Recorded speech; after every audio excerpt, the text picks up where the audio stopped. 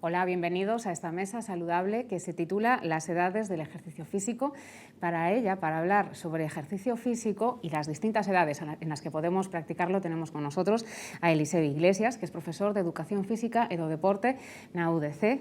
Gracias por estar aquí, Eliseo, Gracias y que es también director de la Cátedra Institucional Galicia Activa, que organizan tanto la UDC como la Fundación Galicia Deporte. Vamos a ver, antes de empezar con esta mesa saludable, un pequeño vídeo.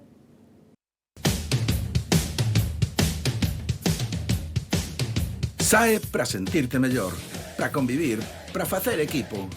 Sae a esquecerte dos problemas, a divertirte ou a bater o récord do mundo, pero sae. Porque se saes a facer deporte, calquera deporte, cando volvas xa non serás o mesmo. Deporte galego. Sae aí e móvete. Este vídeo que nos anima a movernos, que ha realizado la Fundación Deporte Galego, que como comentábamos es una de las organizadoras de esta cátedra que se realiza también desde la Universidad de Da Coruña, Eliseo. ¿Tenemos que salir, da igual la edad que tengamos, y hacer deporte? Sí, hacer deporte, actividad física, ejercicio físico, digamos que es algo que desde la antigüedad se sabe que tiene unos beneficios sobre nuestra salud, pero bueno, en la actualidad la evidencia científica es muy amplia, muy tozuda y muy robusta acerca de los beneficios en todas las etapas de la vida, en todas las etapas del ciclo vital sobre nuestra salud en diferentes dimensiones. Entonces, lógicamente, pues animar a todo el mundo en todas sus etapas vitales pues a que practiquen y a que hagan actividad física, que lleven a cabo un estilo de vida activo, físicamente activo. ¿Hay una edad para hacer deporte o una edad en la que esté vetado el deporte? A ver, entendiendo el deporte, digamos que tiene un carácter institucional en cuanto a reglas y demás. Si hablamos de ejercicio físico, no está, es decir, es una actividad que se puede hacer de forma transversal, incluso bajo ese concepto de entrenamiento, pues un entrenamiento adaptado a cada edad, porque cada edad tiene unos objetivos, unas prioridades y demás.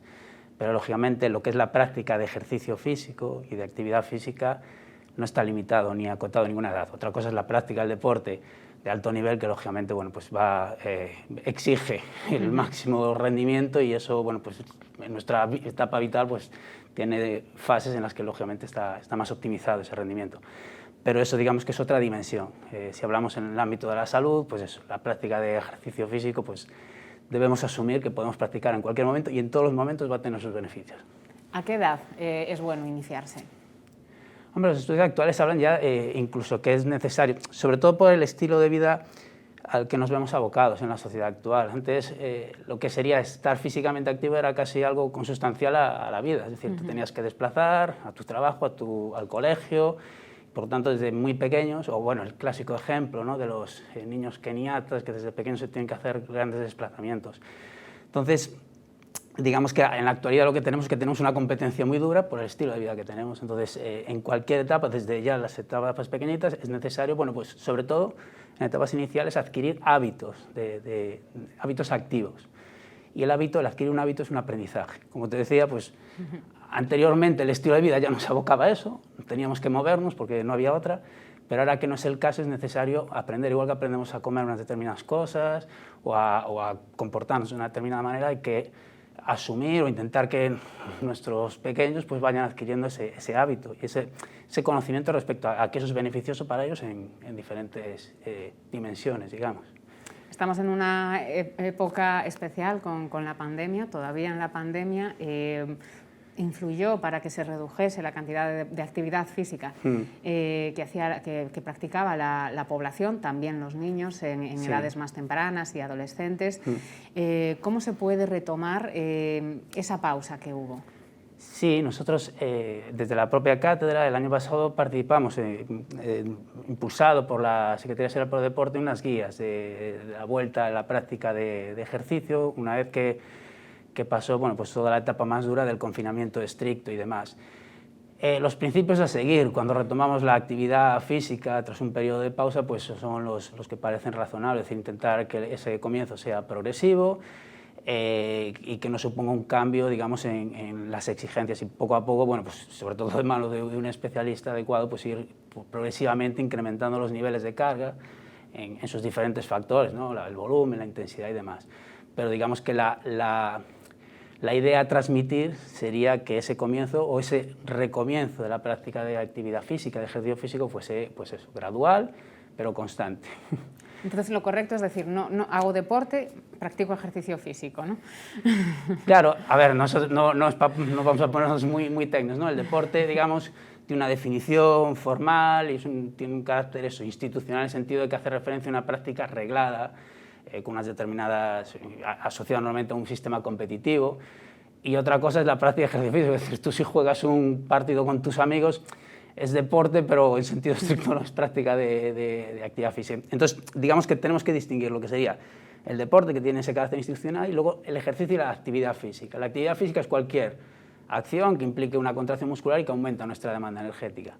Y el ejercicio ya conlleva una sistematización, es decir, cuando lo practicamos de forma regular, bajo unas determinadas pautas de volúmenes, intensidades y demás, entonces ya nos vamos moviendo de lo que es el ámbito de la actividad física al ejercicio físico, que tiene ese carácter pautado, planificado y demás.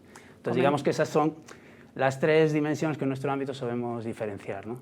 Como comentabas al principio, esto es un aprendizaje, como tener una dieta equilibrada, y lo recomendable es comenzar desde pequeños para tener estos hábitos. Sí, lógicamente, sobre todo porque en el momento que algo se convierte en un hábito es más fácil cumplir con ese objetivo, es decir, en la medida en que bueno, todos podemos pensar en cualquier hábito, es decir, si estoy muy acostumbrado a hacer una cosa, cuanto más tiempo lleve haciendo eso y más lo tenga integrado en mi sistema de vida, más difícil va a ser renunciar a ese hábito y adquirir otro diferente.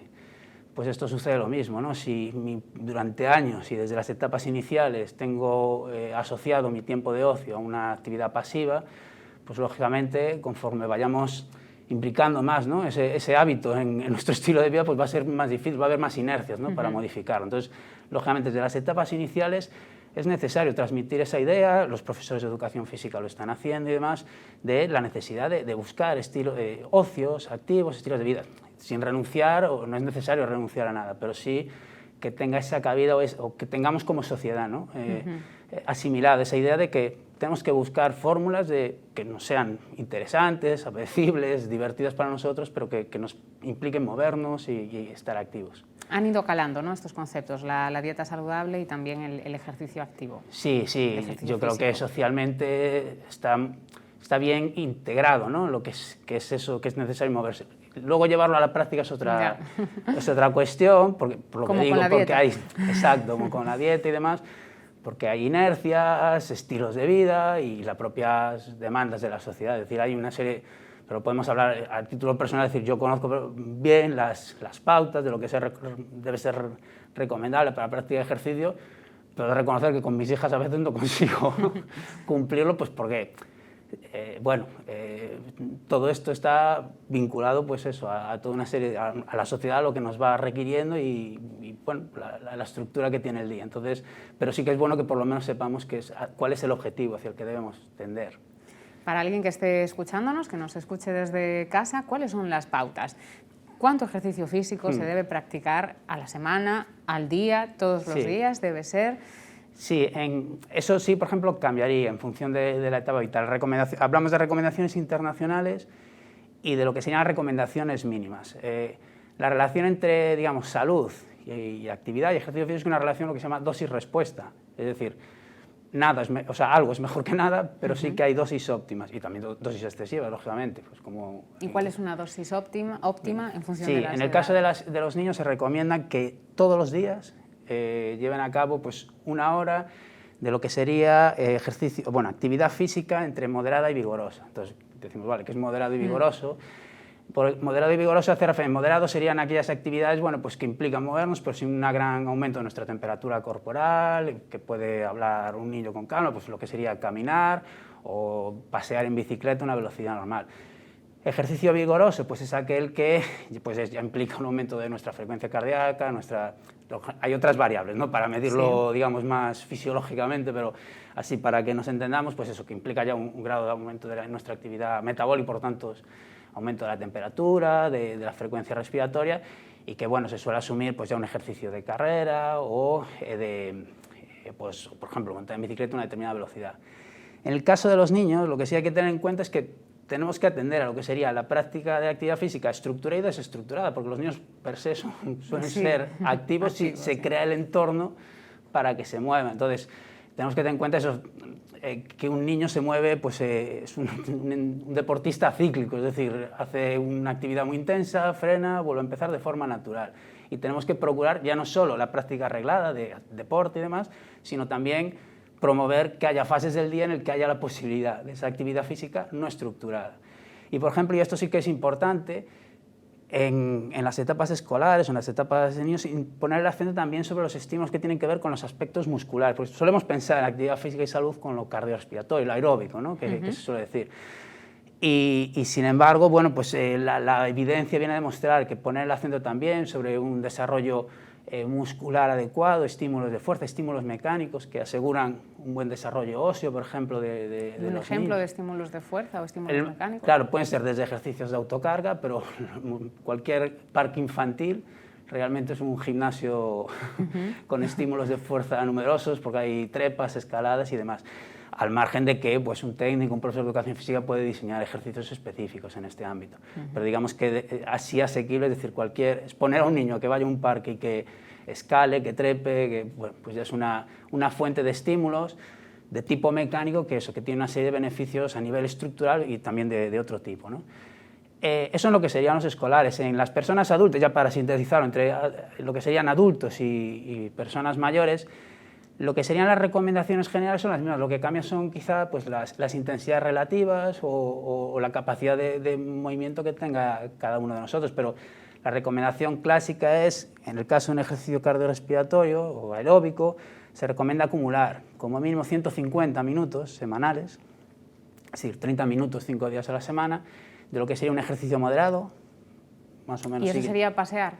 Por ejemplo, caminar un poquito brioso, digamos, a 5 o 6 kilómetros por hora. Eso sería el mínimo, ¿de acuerdo? Lógicamente, si practicas una actividad física de mayor intensidad, eso tiene unos beneficios más profundos. Pero digamos que para por lo menos cumplir con los mínimos, sería recomendable eso. Si practicamos ejercicio vigoroso, la dosis mínima, nos hablan las guías internacionales de acumular 75 minutos a lo largo de la semana en 3 sesiones.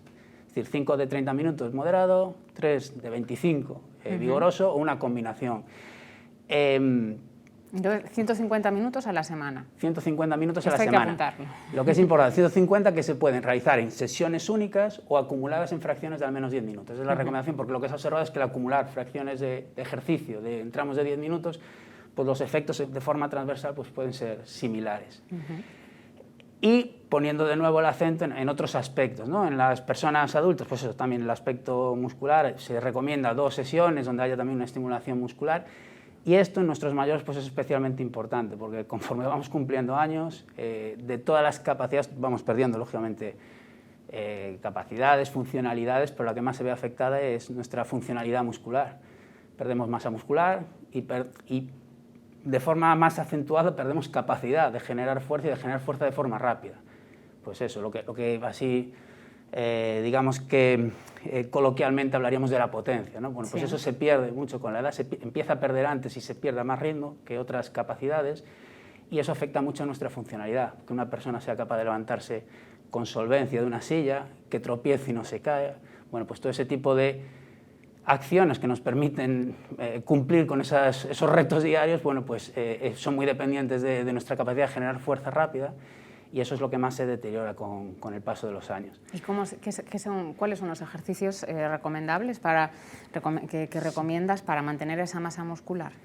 Claro, hombre, en general, pues eso, ejercicios con sobrecargas adaptados a cada capacidad. Normalmente se va a prescribir en términos de intensidad, lo que llaman intensidad relativa, es decir, en función de la capacidad del sujeto, y fundamentalmente en personas mayores centrado en el tren inferior, que es donde más se ve deteriorado, y sobre todo es de lo que más depende nuestra funcionalidad, nuestra capacidad para cumplir con las tareas cotidianas. En este sentido, por ejemplo, hay algunos datos de personas, sí es cierto, muy mayores, pero donde la actividad eléctrica del músculo o la cantidad de fuerza que tenemos que generar con nuestra musculatura del tren inferior para levantarnos de una silla, pues está próximo al 100% de la capacidad del sujeto. Esto quiere decir que, para que nos hagamos una idea, pues alguien que practique ejercicios de fuerza, ejercicios de musculación, es como si cada vez que te vas a levantar del sillón, pues te han puesto la máxima carga que es capaz de mover y que tienes que levantarte para ir a la nevera o a donde sea, pues con esa carga encima. Pues para que nos hagamos una idea, eso es consecuencia, bueno, pues de de ese deterioro que se produce como consecuencia de la edad y que el ejercicio no lo va a revertir, pero sí que lo va a frenar. Y en eso hay datos muy concluyentes sobre la trayectoria mucho más plana, mucho más lento el deterioro en aquellas cohortes o personas que practican de forma regular pues, ejercicio físico en estas dos dimensiones. Y las personas mayores pues, también es relevante todo lo que serían los estímulos de tipo de funcionalidad, pues si alguien trabaja con algún entrenador personal, todo ese tipo de ejercicios que tienen que ver con el equilibrio, con la recuperación, todo ese tipo de funcionalidades, pues también es importante, ¿no? Practicarlas con una determinada frecuencia. Hay ideas que tenemos asentadas, por ejemplo, era la de los 30 minutos al día y también la de los 10.000 pasos, ¿es así? Sí, los 10.000 pasos. A ver, el tema de los 10.000 pasos es una forma de cuantificar una de las dimensiones de la carga. Es que realmente en lo que es la práctica de ejercicio físico en el ámbito de la salud realmente es hablar de conceptos clásicos del rendimiento deportivo, el entrenamiento, pero trasladados a este ámbito. Entonces, una de las dimensiones de la carga, de lo que el estímulo que le estamos aportando al organismo, es el volumen, la cantidad de trabajo que realizamos. Entonces, bueno, se han buscado diferentes fórmulas para cuantificarlo en función del tipo de ejercicio. Sí, los 10.000 pasos lo que te va a permitir es el equivalente a 5 días, 30 minutos, caminando a una velocidad de 5 km/h aproximadamente. Entonces, es esa equivalencia. Pero, como digo, esa es una dosis mínima para tener un grado de actividad física, pues eso, bueno, mínimo necesario para que estemos en unas condiciones relevantes o adecuadas, digamos. ¿Y es acumulativo a lo largo de nuestra vida para revertir este envejecimiento, para frenarlo un poquito? Sí.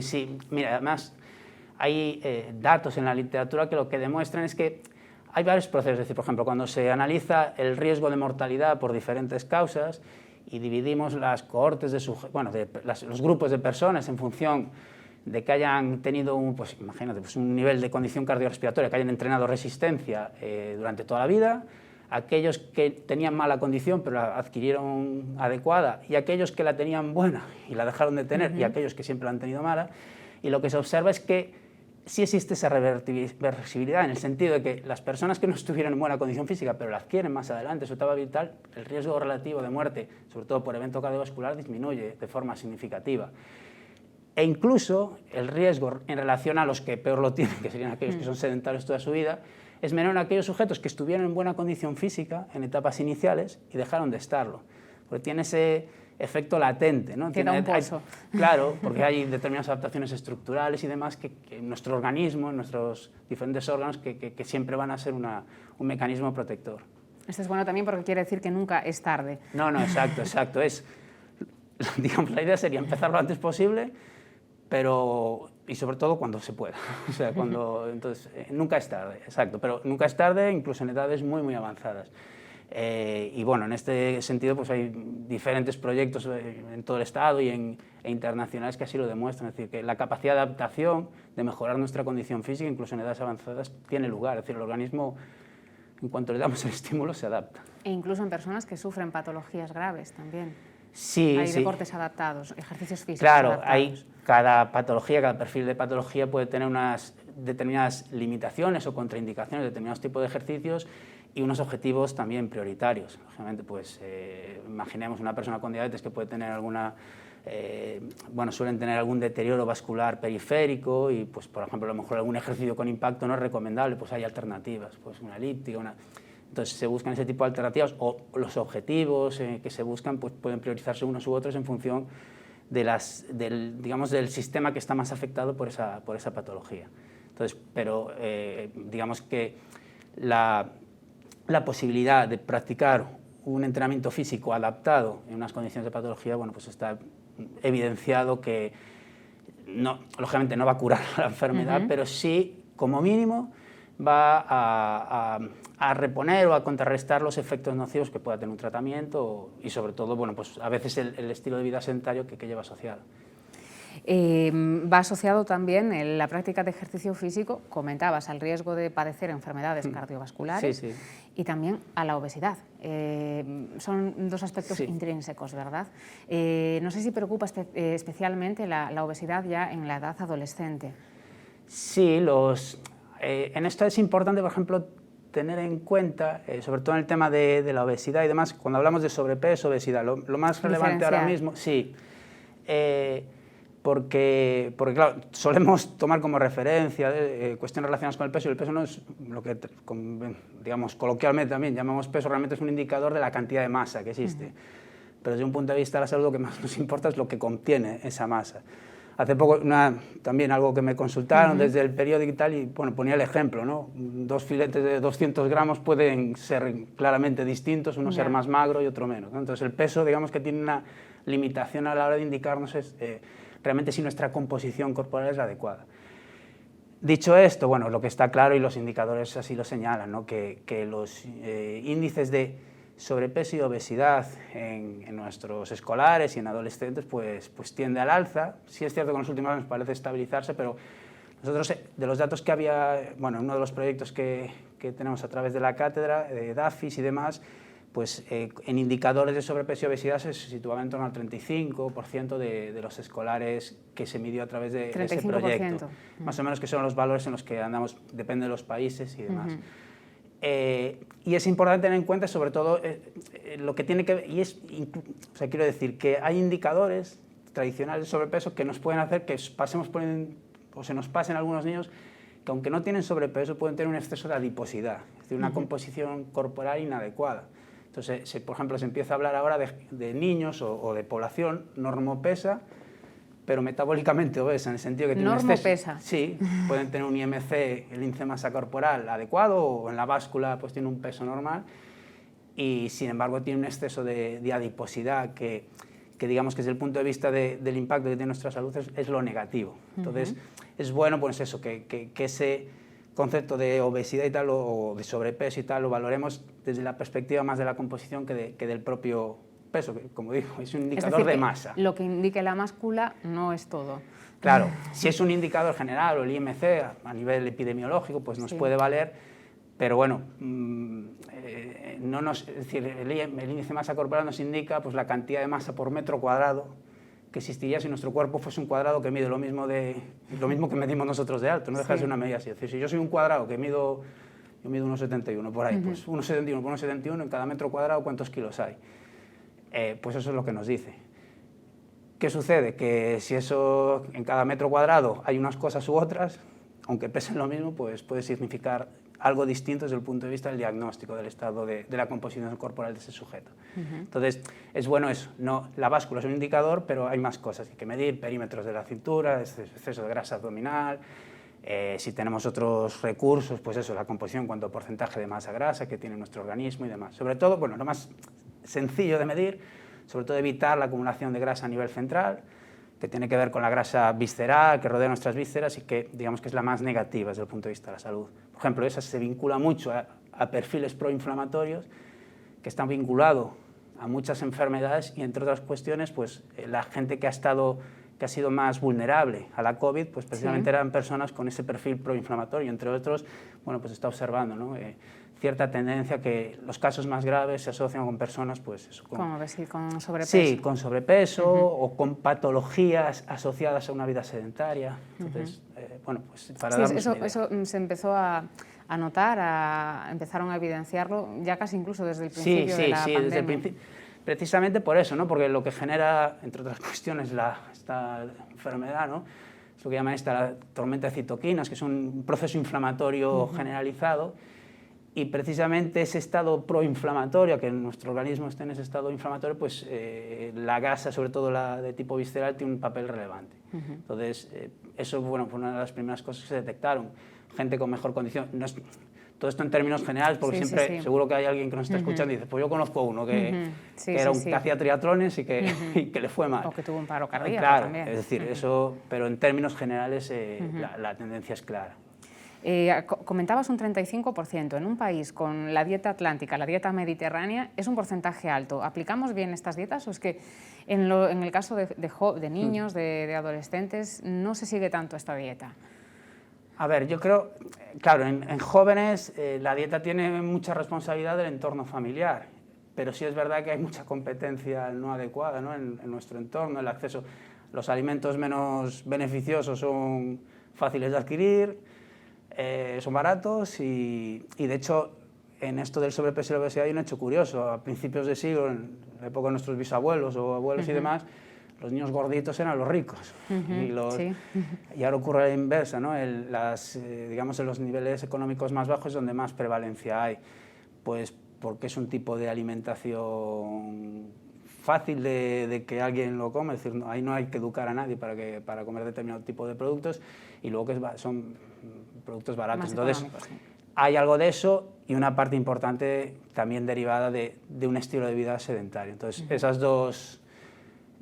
dos elementos se unen para, pues eso, ya se habla, ¿no?, de la epidemia mundial, pero de sobrepeso y de obesidad, derivada de esa inactividad. Porque, digamos que si tienes un exceso de peso, pero al menos eres físicamente activo, digamos que una importante porción de las desventajas derivadas de tu sobrepeso van a estar compensadas. Entonces, en ese sentido, bueno, pues transmitir esa idea de que al menos alguno de esos dos elementos habría que cumplirlos y, lógicamente, de forma optimizada, pues los dos. No sé si influye también que entre los adolescentes, que entre los jóvenes, antes era más frecuente socializar con actividades deportivas, lo sigue siendo, pero cada vez más muchos están pegados a YouTube, por ejemplo, sin criminalizar a YouTube, pero pasan más tiempo ante una pantalla. Sí, no, claro, o sea... Y se ve más fútbol a lo mejor jugando al videojuego que practicando. No, totalmente. La competencia para ser físicamente activos es dura y es un competidor duro. Esto ha llevado, por ejemplo, en el último guía de la Organización Mundial de la Salud ya recomienda eso, limitar los tiempos de exposición al ocio de pantalla. Pero ya te puedo decir, no es fácil y lo digo por experiencia propia, que es una lucha dura, pues porque esas tecnologías están ahí, las nuevas generaciones están hechos a ellas, a través de ellas les llega una gran cantidad de cosas que les interesa. Entonces, bueno, pues es una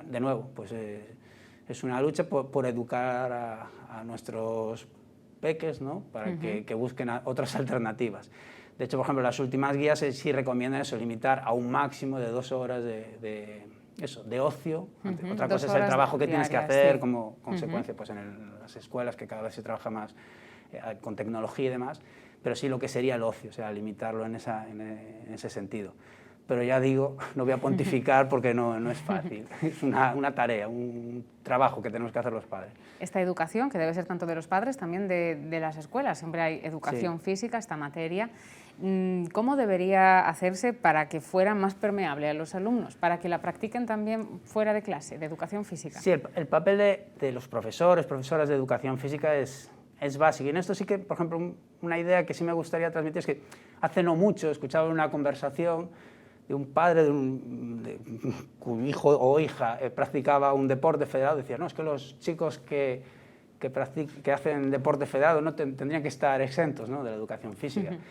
Y, hombre, yo soy del gremio, pero bueno, no solo por eso, es decir, conceptualmente es un error. Es decir, a través de la educación física, bueno, pues el profesor no solo va a conseguir determinadas dosis de ejercicio, sino que va también a transmitir hábitos, conocimientos, nociones sobre cómo se debe practicar ejercicio. Si un niño el día de mañana quiere practicar ejercicio, pues tendrá unas ciertas nociones de cómo se estira un determinado músculo, cómo se hace un determinado estiramiento, cómo se hace un calentamiento. Bueno, pues este tipo de ideas es buena que socialmente pues exista esa cultura física, ¿no? Entonces, el papel ahí de la educación física es básico. Igual que no todos van a ser matemáticos, pero todos tienen unas nociones de matemáticas, ni todos van a ser escritores, pero tienen unas nociones de literatura, en galega o en castellano, pues esto también es así, es necesario tener lo que los sudamericanos llaman la cultura física, ¿no? Pues esto es así. Y es más, se habla ahora, hay un concepto que se maneja a nivel científico que le llaman la tríada del sedentarismo en pediátrica, ¿no?, que sería, por un lado, la inactividad física, por otro lado, lo que llaman la dinapenia, es decir, la pérdida de estímulo muscular, lo que hablábamos antes, ¿no? Que los niños hagan ejercicios que les impliquen muscularmente, y luego lo que llaman la incultura, es decir, que un niño no sepa moverse, que no tenga estímulos para moverse, y que no sepa cómo, si quiero empezar a hacer ejercicio, pues cómo tengo que hacerlo. Es curioso esto, ¿eh? Incultura, sí, pero claro, si no sabes lo básico sobre estiramiento o no lo practicas más allá de lo que te cuentan en clase... Claro, no, todos... No sé, por poner cualquier ejemplo, es decir, todos vamos a la compra y hacemos un cálculo mental.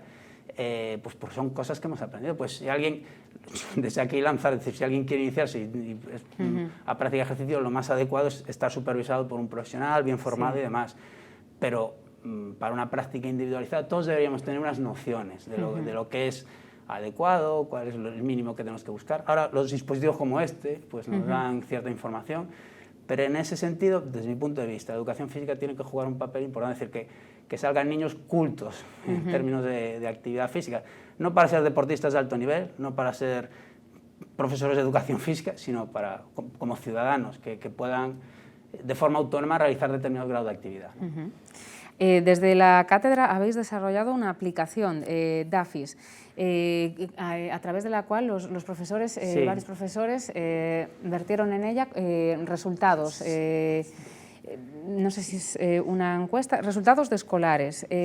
¿Para qué sirve esta aplicación? Sí, a ver, bueno, nosotros como cátedra lo que hemos hecho es hacer labores de asesoramiento científico-técnico a la Fundación Deporte Galego. Esto es una de las iniciativas encuadradas dentro del Plan Galicia Saudable de la Secretaría Xeral por Deporte, y la Fundación Deporte Galego, bueno, pues tiene encomendadas algunas de las acciones de ese plan, entre ellas, pues una de las que digamos es más tangible es esta aplicación. Nosotros no la desarrollamos, sí hemos asesorado para algunos aspectos de la misma y demás.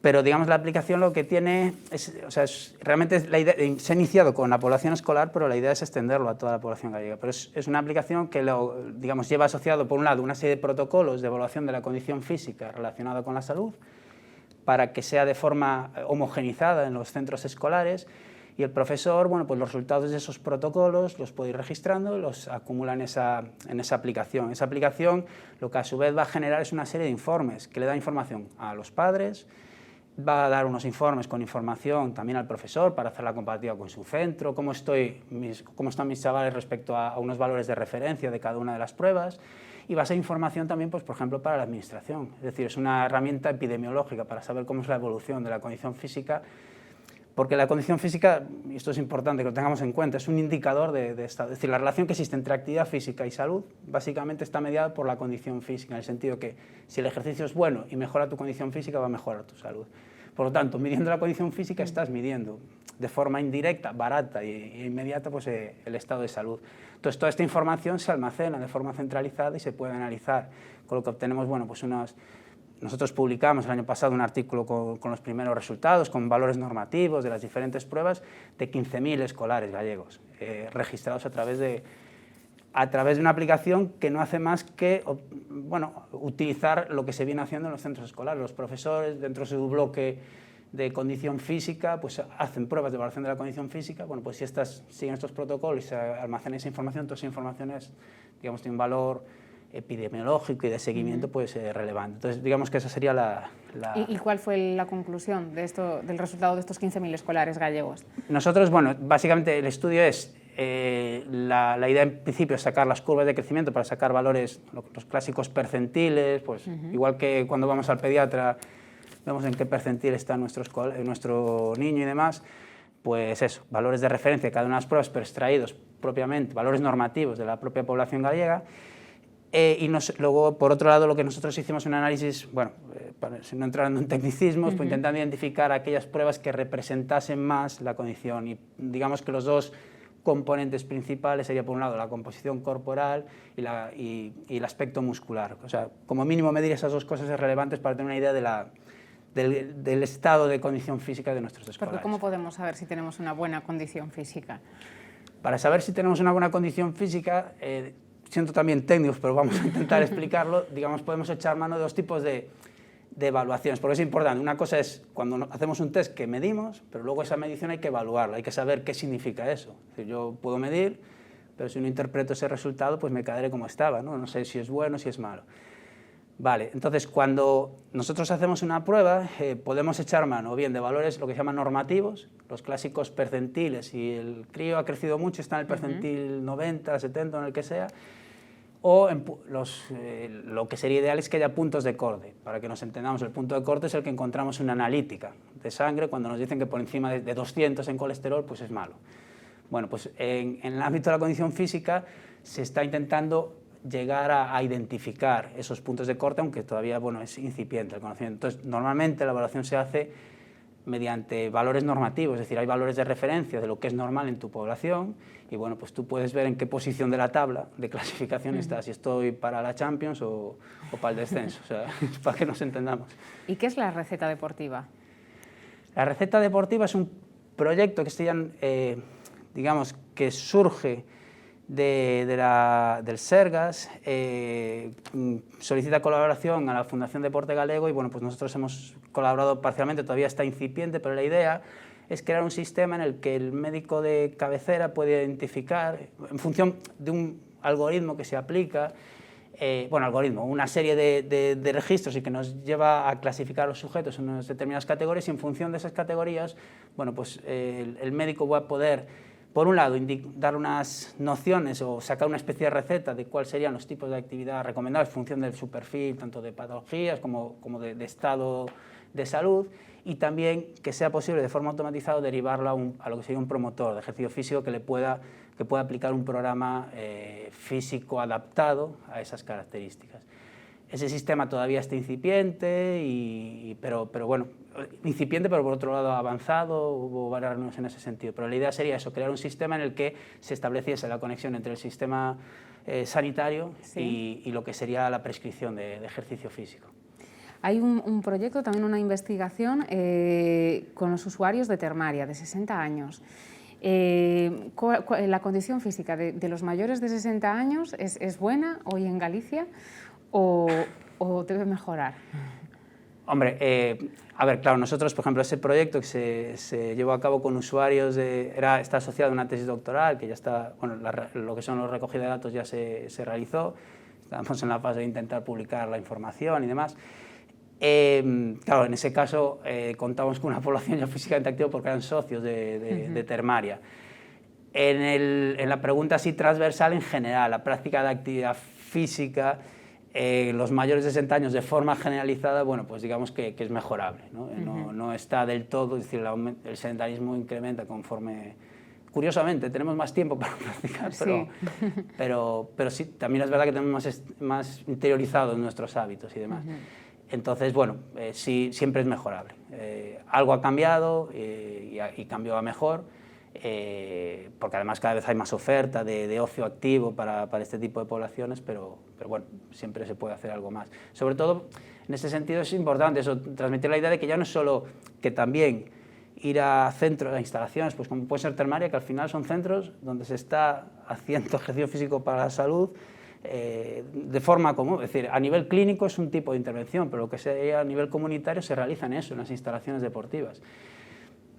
Entonces, intentar ya no solo orientar la práctica ahí, que también, sino también crear entornos que sean favorables. Es decir, no voy a poner el nombre, pero en una zona porque voy los fines de semana, desde hace unos años hay un paseo, y desde ese momento, por un sitio que no se podía circular, pues ahora la gente sale a caminar a la caída de la tarde, y antes no salía. Ahora ves muchas bicicletas porque hay mucho carril bici. Entonces, bueno, son todo un cúmulo o varios... Es un vector de cosas que puedes hacer y que afectan, ¿no?, que seamos cada vez más activos. Porque sí es verdad que yo creo que culturalmente está asimilada, ¿no?, esa noción. No sé si la pandemia, el confinamiento ha influido en que valoremos también más dar un paseo.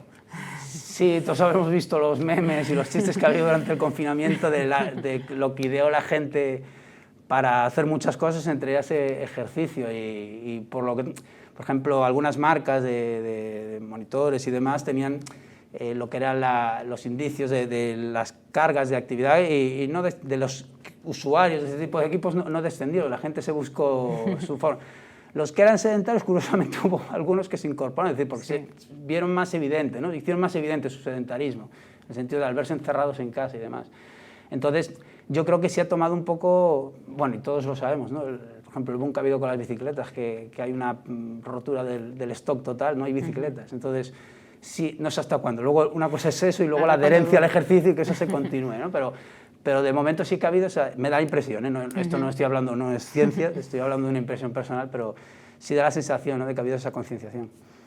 Ahora estamos también, y ya nos despedimos, con el telón de fondo de las Olimpiadas. No sé si estos eventos deportivos también ayudan a que nazcan vocaciones deportivas. Yo creo que los Juegos Olímpicos es el gran escaparate para los deportes minoritarios. Es decir, Yo el otro día estaba viendo lo de el piragüismo en aguas bravas y yo, bueno, a mí me gusta el deporte y demás, pero hay otras muchas especialidades que bueno, pues que este evento, es más, el fútbol, por ejemplo, es casi un deporte de segunda en los Juegos Olímpicos, ¿no? Sí.